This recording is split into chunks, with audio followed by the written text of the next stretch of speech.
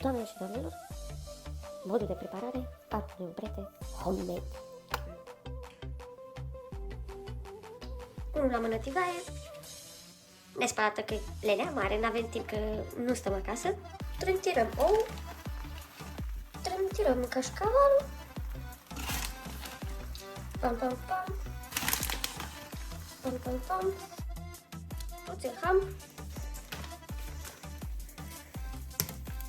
de carantină, pac! Extra cașcaval, că ne place. Și acum punem capac.